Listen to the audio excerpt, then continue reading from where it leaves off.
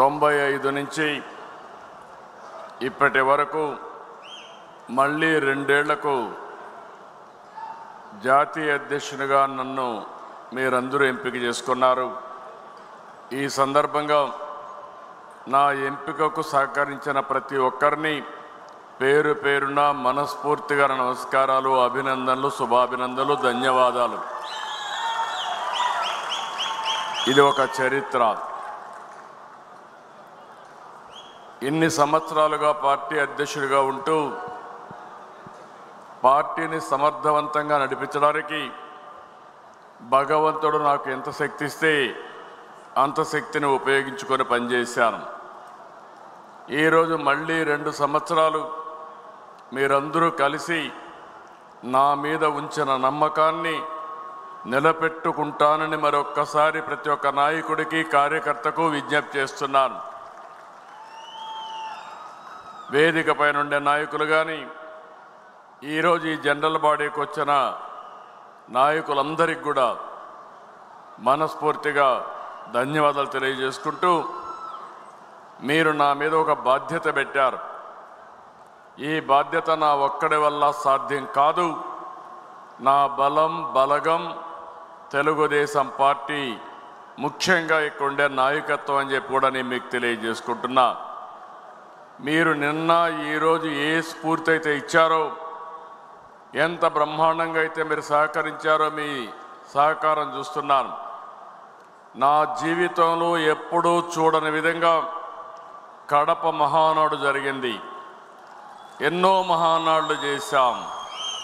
కడప మహానాడు అన్ని మహానాడుల కంటే ప్రత్యేకమని మరొకసారి మీ అందరికీ విజ్ఞప్తి చేస్తున్నాను.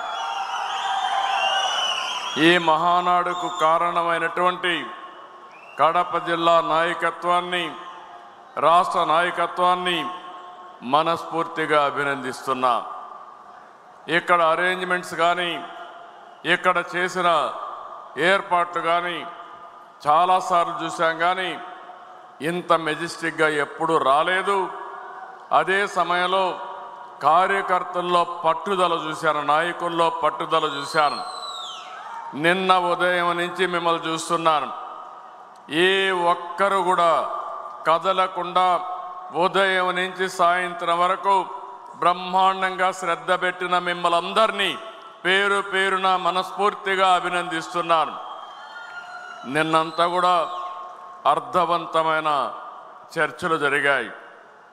ఏదైతే 6 శాసనాలు, అదే సమయంలో రాబోయే 40 సంవత్సరాలకు ఒక ప్రణాళిక, ఈ 2 కూడా చూసినప్పుడు నాకు ఏమాత్రం అనుమానం లేదు.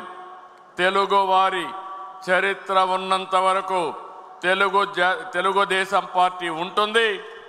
తెలుగుదేశం పార్టీ ఎప్పుడు వారికి సేవలు అందించి అనునిత్యం తెలుగు జాతిని, ఒకటే విషయం మనం గుర్తుపెట్టుకోవాలి, ప్రపంచంలో అగ్రస్థానంలో తెలుగు జాతిని పెట్టే శక్తి, సామర్థ్యం ఒక్క తెలుగుదేశం పార్టీకి తప్ప వేరే వాళ్ళకు లేదని మరొకసారి విజ్ఞప్తి చేస్తున్నారు. ఈరోజు ఉదయం నుంచి కూడా ఒక యుగ పురుషుడి యొక్క జన్మదినాన్ని మనం జరుపుకున్నాం. ఇవన్నీ ఒకసారి తలుచుకుంటే మనం ఇంత బ్రహ్మాండంగా ఏ విధంగా చేయగలుగుతున్నాం అనేది మనకే ఆశ్చర్యం వేసే విధంగా కార్యక్రమాలు అవుతున్నాయి. ఈరోజు మళ్ళీ కొన్ని తీర్మానాలు మనం చేసుకున్నాం. నిన్న విషయాలు నేను ఈరోజు ప్రస్తావించడం లేదు. మళ్ళీ రేపు మనకు పబ్లిక్ మీటింగ్ ఉంటుంది. ఈరోజు నిన్న మొన్న చూశారు, మొన్న వర్షాలు పెద్దగా పడ్డాయి. మహానాడు జరుగుతుందా లేదా అని అనుమానం వచ్చింది. కడాన వరుణ దేవుడు కూడా సహకరించి నిన్న ఉదయం నుంచి ఇప్పటి వరకు పూర్తిగా సహకరించాడు. నాకు నమ్మకం ఉంది, రేపు కూడా సహకరిస్తాడు. మన మీటింగు దిగ్విజయంగా బ్రహ్మాండంగా జరుగుతుందనేది. అదే సమయంలో ఈరోజు మన అజెండా మనం చూసినప్పుడు లా అండ్ ఆర్డర్ పైన, ఈ తీర్మానం పైన చాలామంది మాట్లాడారు. తెలుగుదేశం పార్టీకి ఒక చరిత్ర ఉంది. నక్సలిజాన్ని రూపుమాపడానికి నిరంతరం పోరాడిన పార్టీ తెలుగుదేశం పార్టీ. రాయలసీమలో ఫ్యాక్షనిజాన్ని తుదముట్టించి అభివృద్ధికి దోహదం చేసిన పార్టీ తెలుగుదేశం పార్టీ. హైదరాబాద్లో మత ఘర్షణలు పూర్తిగా కట్టడి చేశాం. రౌడీజం లేకుండా చేశాం. ఆడబిడ్డలకు రక్షణ ఇచ్చాం. అలాంటి పార్టీ ఒక చరిత్ర ఉంది. మనం వస్తానే మళ్ళీ అందరిలో కొన్ని ఆలోచనలు ఉన్నాయి. 5 సంవత్సరాలు మనం చూసాం. ఆస్తులకు రక్షణ లేదు. ఎక్కడ చూసినా డ్రగ్స్ వచ్చాయి. గంజాయి పెంపకానికి ఏజెన్సీ ప్రాంతం ఒక అనువైన ప్రాంతంగా విలేజ్ కాటేజ్ ఇండస్ట్రీ మారిగా తయారు చేసే పరిస్థితికి వచ్చారు. పోలీస్ శాఖ నిర్వీర్యం చేశారు. ఆర్గనైజ్డ్ క్రైమ్ విపరీతంగా పెరిగిపోయింది.